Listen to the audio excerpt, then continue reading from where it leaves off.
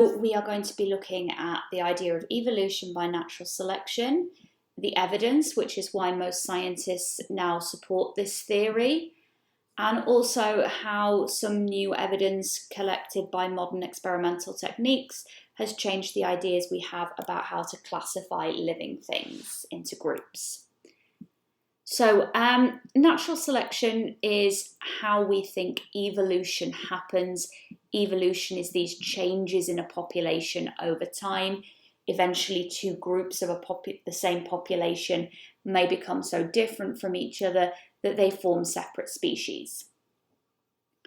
So we start off with a population, and within that population there will be variation.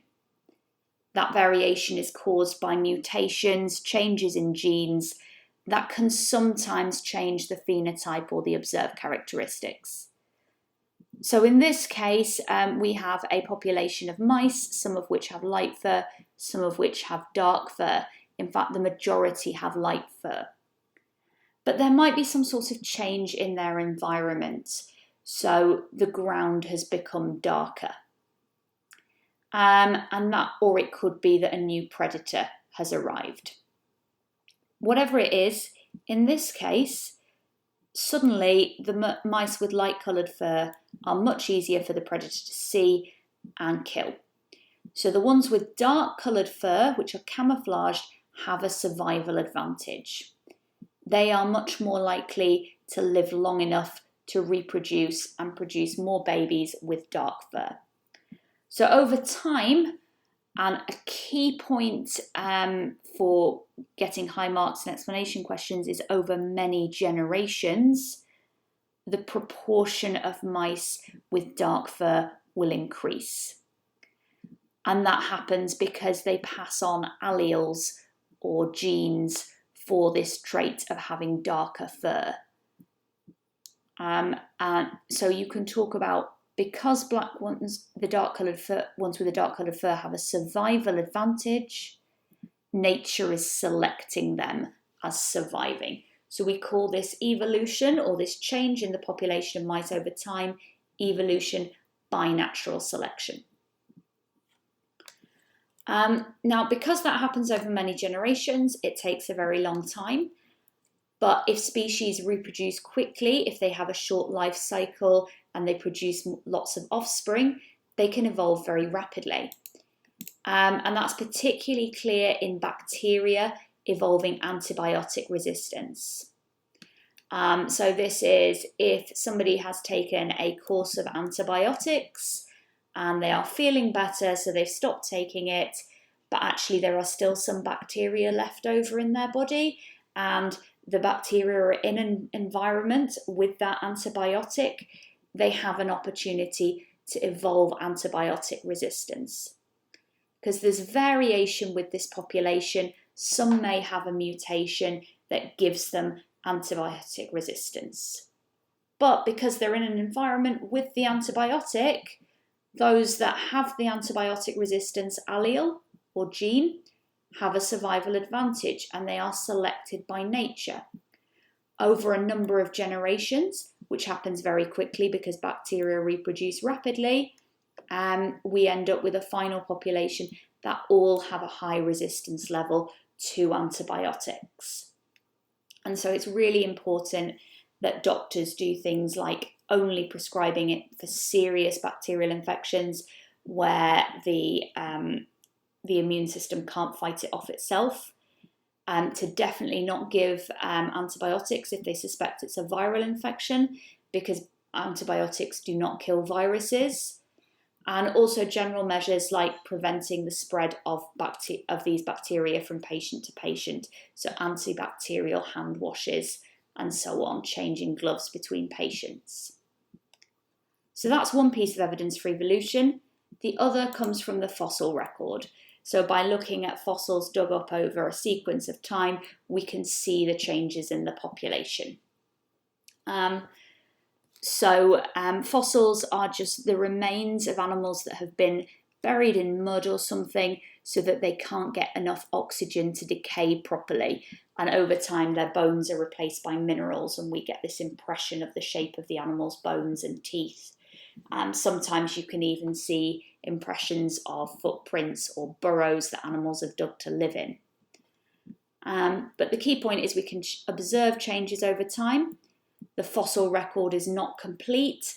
Not all animals are buried in these conditions. Not all fossils will be found. Some will be destroyed by earthquakes, geological activity. Some animals don't have hard body parts like bones and teeth, so won't be fossilized. So there are big gaps in our fossil records. But the key point is they allow us to observe these changes over time. Because animals that evolved early in the history of animal life tended to be mostly soft-bodied, and there's been longer for earthquakes to destroy them, we have very limited evidence of what early life was like on Earth. Now, one way that we can trace the history of evolution is by looking at evolutionary trees. So the idea that if animals are closely related, then they must have evolved from a common ancestor. So two animals that are very closely related, A and B, another pair, C and D. And you've got time going along the bottom axis from left to right. So you can see that because A and B are closely related, they recently had a common ancestor. If you can see C and D are a little bit related to A and B, so they have a fairly recent common ancestor. But E is very different to those four species, so you have to go back in time a very long way to find a common ancestor that all five of these species have evolved from.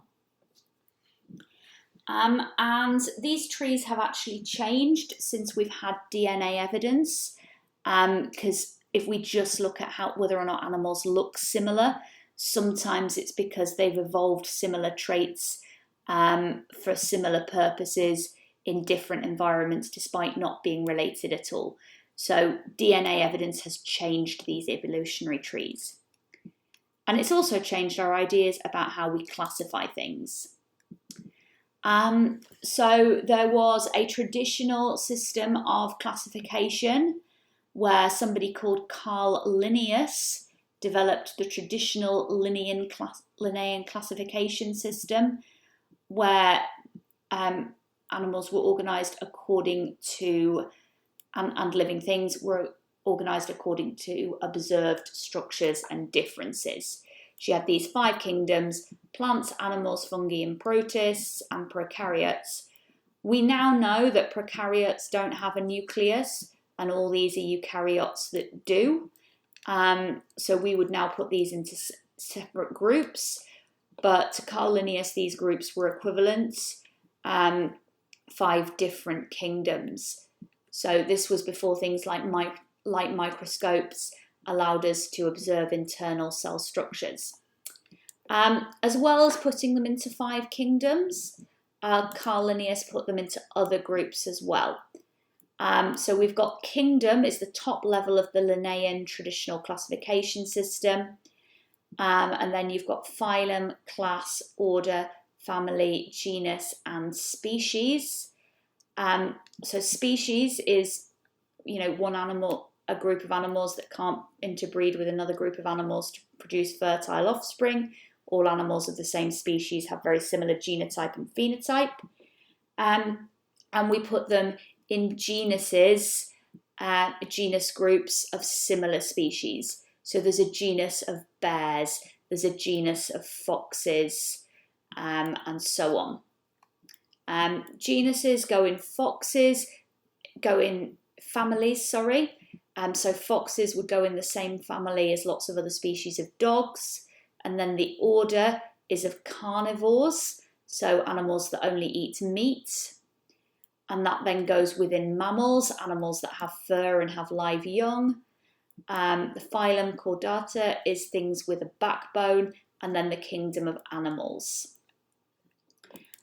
Within that system, things are given a binomial name, where the first word is the genus and the second word is the species.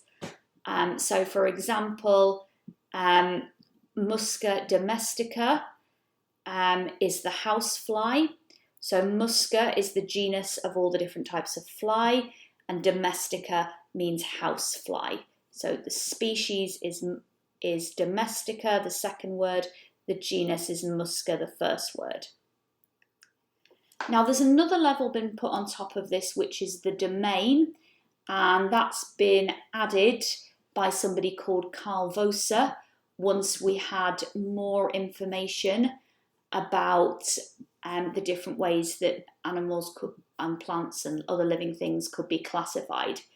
So I mentioned earlier that 4 of the kingdoms go into eukaryotes, which is one domain, eukaryotes, and another go into bacteria, so true modern bacteria. There is also a third domain called archaea, and those are primitive bacteria that are found living in extreme environments. And bacteria, true modern bacteria, are different.